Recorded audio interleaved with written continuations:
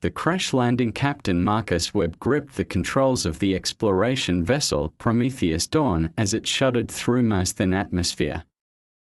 The red planet stretched endlessly below, its rusty surface broken only by ancient canyons and towering peaks.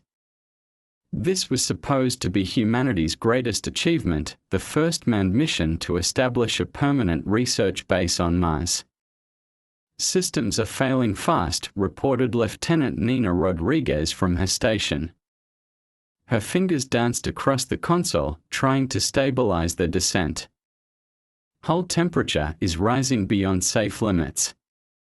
Marcus fought against the violent shaking that threatened to tear the ship apart. He had piloted vessels through asteroid fields and solar storms, but nothing had prepared him for this. The emergency landing protocols screamed warnings as the ground rushed up to meet them. The impact sent shockwaves through the ship. Metal groaned and sparked as the Prometheus Dawn carved a deep furrow across the Martian soil before finally coming to rest against a rocky outcrop. Steam hissed from damaged systems, and the acrid smell of burning electronics filled the air. "Sound off," Marcus called out, unbuckling himself from the pilot's seat. His body ached from the crash, but he was alive. "Engineering intact," came the voice of Dr. Vincent Hayes, the mission's chief scientist. Despite being thrown around like a ragdoll, he was already checking his precious research equipment. "Medical bay secure," added Dr. Rebecca Stone, their medic, as she examined a cut on her forehead. "Minor injuries only, but we need to assess the situation quickly." Through the cracked viewport, Marcus could see the desolate Martian landscape. The mission was supposed to land at the designated research site, but the crash had carried them far off course. According to the navigation system, they were now in an unexplored region of the planet. "Communications are down," Nina reported grimly. "We can't contact Earth or the orbital station." Marcus studied the damage reports scrolling across his screen. Life support was functioning, but barely. The ship's hull had multiple breaches, and the fusion reactor was operating at dangerous levels. They had maybe 72 hours before their situation became critical. "We need to find shelter and assess our options," Marcus decided. "Dr. Hayes, what do you know about this region?" Vincent pulled up geological surveys on his tablet. "According to satellite imagery, there should be natural cave formations about 2 kilometers north. The mineral composition suggests they might provide adequate protection from radiation and temperature extremes." As the team prepared for their first steps on Mars, none of them noticed the shadows moving across the red sky above. Ancient eyes watched from the cliffs, calculating and patient. The dragons of Mars had been waiting for visitors for millennia, and now humanity had finally arrived. The explorers stepped onto the alien soil, their boots leaving the first human footprints on this section of Mars. The gravity was lighter than Earth's, making each step feel like a gentle bounce. The silence was absolute, broken only by the sound of their breathing through environmental suits. Ist contact. The team had been walking for an hour when Rebecca first noticed the tracks. They were carved deep into the rocky ground, too large to be made by any known Martian life form. Each print was nearly a meter long, with deep gouges that suggested massive claws. "These aren't geological formations," she said, kneeling beside one of the marks. "Something made these, something big." Dr. Hayes approached with his scanner, recording everything. The depth and spacing suggest a creature of significant size and weight. "But that's impossible according to our atmospheric models." Marcus felt a chill that had nothing to do with the Martian cold. He had always trusted his instincts, and right now they were screaming danger. The landscape around them was too quiet, too empty. Mars was supposed to be a dead world. Movement, 2 o'clock, Nina whispered, pointing toward a cluster of red rocks. Something large shifted in the shadows, then disappeared before anyone could get a clear look. The team moved closer together, their scientific curiosity warring with basic survival instincts. Vincent was practically vibrating with excitement, his scanner recording everything, while Rebecca kept checking their medical supplies. Then they heard it. A sound like wind through a canyon, but deeper and more purposeful.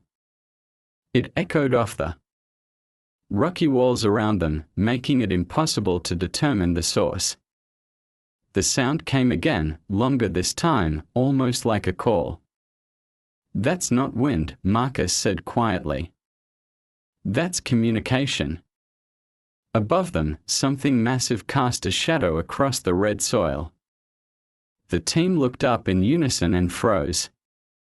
A creature unlike anything in Earth's fossil record soared overhead, its wings spanning at least 20 meters. Its body was sleek and powerful, covered in scales that perfectly matched the Martian landscape. "Dragon," Rebecca breathed, her medical training struggling to process what her eyes were seeing. The creature circled once, then landed on a rocky outcrop 50 meters away. It studied the humans with intelligent golden eyes, its head tilting in what seemed like curiosity rather than aggression. Other dragons began emerging from hidden caves and crevices surrounding the human team. Vincent raised his scanner, but Marcus grabbed his wrist. "Slow movements. We don't know their intentions." The largest dragon, clearly the leader, stepped forward. It was magnificent and terrifying, its presence commanding respect. When it spoke, the sound was like controlled thunder, but somehow the humans understood the meaning. "Why have you come to our world, small sky travelers?" The team exchanged shocked glances. The creature was telepathic, projecting thoughts directly into their minds. Marcus stepped forward, fighting every instinct that told him to run. "We come in peace," he said aloud, hoping his thoughts would be understood. "We seek knowledge and understanding." The dragon leader's eyes narrowed. "Your kind brings metal birds that scar our sky. You dig into sacred grounds and disturb the ancient sleeping places. This is not the way of knowledge." Marcus realized the dragon was referring to the unmanned probes and satellites that had been sent to Mars over the decades. From their perspective, humanity had been invading their world for years. "We didn't know," Marcus said honestly. "We thought Mars was uninhabited. We would never intentionally disturb sacred places." The dragon studied him for a long moment, then turned to confer with the others in their own language.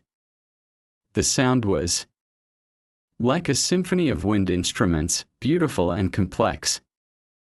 The ancient guardians, the dragon leader, who introduced himself as Korath the Flamekeeper, led the humans to a vast underground city carved into the Martian bedrock. The architecture was breathtaking, with soaring spires that seemed to defy gravity, and intricate carvings that told the story of an ancient civilization.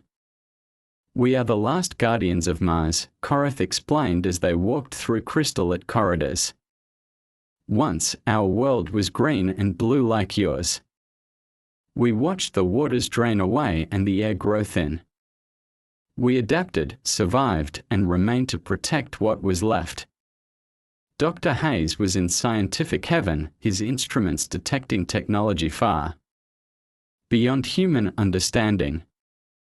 The dragons had developed a civilization based on harmony with their environment rather than domination over it.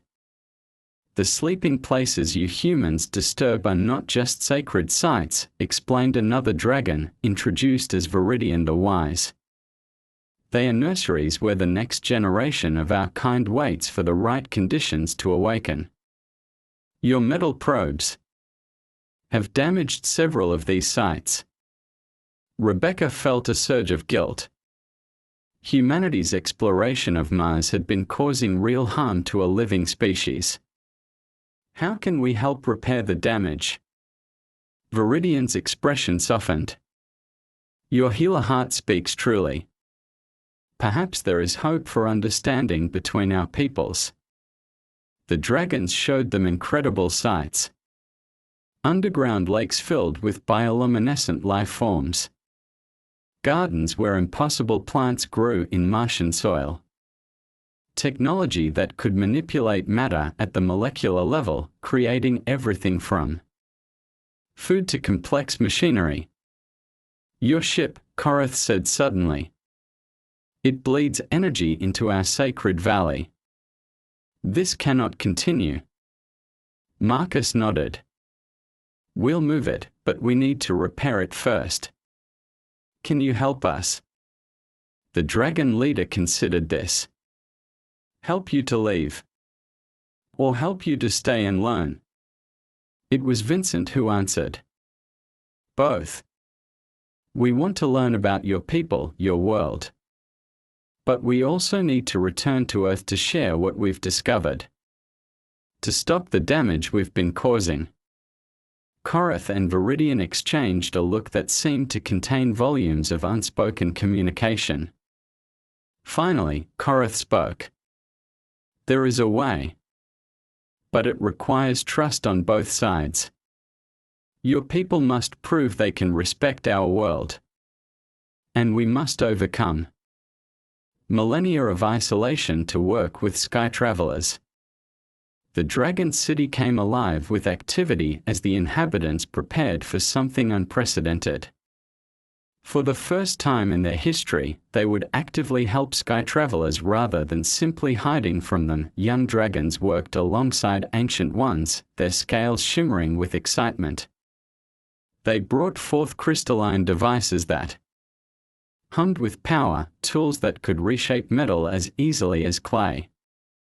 The repair will take 3 days, Viridian announced.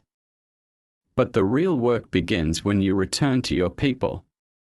You must convince them that Mars is not empty, that it has guardians who have watched over it for longer than your species has existed. Marcus felt the weight of responsibility settling on his shoulders.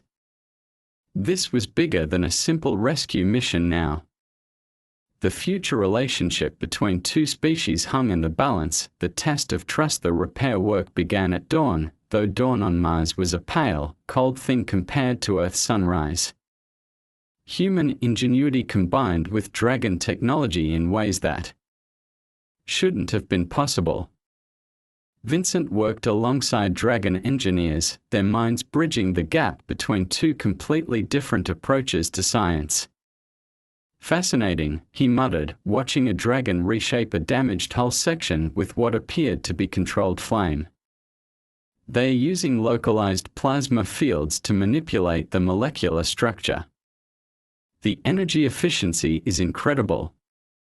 Nina found herself working with a young dragon named Zephyr, whose curiosity about human technology matched her own interest in their methods. Despite the language barrier, they communicated through shared diagrams and demonstrations. Your metal singing is crude but effective, Zephyr observed, watching Nina repair a circuit board. You force the spark paths into submission rather than coaxing them into harmony. The cultural exchange went both ways. Rebecca spent time in the dragon healing chambers, learning techniques that could revolutionize human medicine. The dragons used resonance therapy and mineral treatments that seemed to heal injuries at the cellular level, but not all dragons were pleased with this cooperation. An older dragon named Thorak the Stern argued against helping the humans. These sky travelers will return with armies, he warned during a heated council meeting. They will bring their metal cities and their poison breath machines. Better to let them perish here than risk our world's destruction. Korath stood firm. Fear and isolation have kept us safe but made us weak. These humans show on a heart. We must take the risk of trust. On the second day, disaster struck. A solar storm hit Mars, its radiation threatening to overload the ship's systems. The humans' environmental suits began failing, and they faced death within hours. Without hesitation, the dragons opened their most sacred chamber to the humans. The heart of Mars, a massive crystal that pulsed with the planet's own energy, provided a sanctuary where the humans could survive the storm. "You risk everything for us," Marcus said to Korath as they sheltered in the crystal chamber. "Why?" The ancient dragon's eyes reflected the crystal's glow. "Because your Dr. Stone risked herself to save young Zephyr when the metal spark burned his wing. Because your Mindkeeper Hayes shares knowledge freely without demanding payment. Because you ask why and how can we help instead of what can we take." The storm passed and the repairs were completed. The Prometheus Dawn gleamed like new, enhanced with dragon technology that would make the return journey safe and swift. As the humans prepared to leave, Korath made an unprecedented decision. "I will come with you to your Earth home. Someone must speak for Mars when your people decide how to answer our offer of friendship." The other dragons were stunned. No guardian had ever left Mars. But Viridian nodded approvingly. "The time of hiding is over. If we are to have a future, it must be built on courage, not fear." The new alliance, the return journey to Earth, took only 2 weeks, thanks to the fusion of human and dragon technology. Korath adapted to the ship's environment with remarkable ease, his natural ability to survive in harsh conditions serving him well in the vacuum of space. "Your Earth home is beautiful," he said, watching the blue-green planet grow larger in the viewport. "Like Mars was, long ago." The arrival of the Prometheus Dawn caused a sensation that rippled across the globe. The ship's enhanced capabilities were obvious, but the real shock came when Korath emerged alongside the human crew. The first official contact between species was broadcast live to billions of viewers. Dr. Hayes addressed the United Nations, presenting evidence of the dragon's civilization and the damage caused by previous Mars missions. The reaction was mixed. Some called for immediate colonization efforts, while others demanded that Mars be declared off-limits to protect the dragon culture. Korath's own address was simple but powerful. "We offer friendship to those who offer friendship in return. We offer knowledge to those who use it wisely.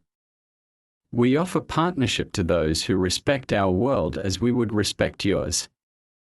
The negotiations took months. There were those who saw the dragons as obstacles to human expansion and those who viewed them as resources to be exploited. But the majority of humanity was inspired by the possibility of learning from a species that had survived the death of their world. The Mars Accords were signed on the first anniversary of the Prometheus Dawn's return.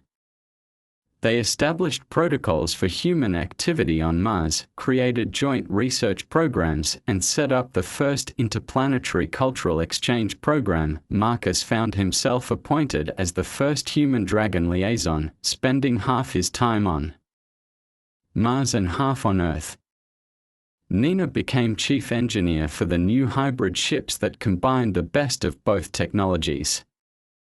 Rebecca established the first interplanetary medical exchange program, while Vincent led joint research teams studying everything from Martian geology to dragon biology. The young dragon Zephyr was among the first to visit Earth, his wonder at Earth's diverse ecosystems matched only by human amazement at his abilities.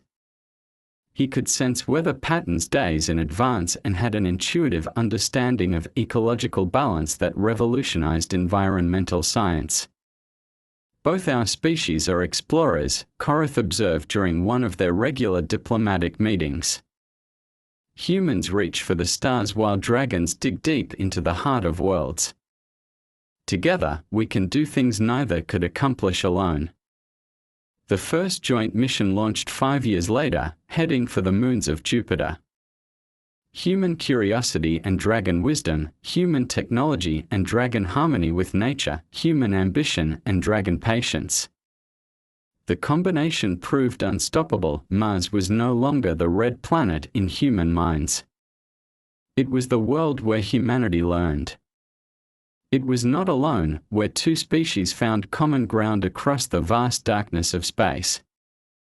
The dragons had waited millennia for visitors who would prove worthy of their trust, and humanity, in turn, had found teachers who could show them how to explore the universe without destroying it in the process. The age of true interplanetary civilization had begun, built on a foundation of respect, understanding, and hope. The stars awaited, and now two species would reach for them together.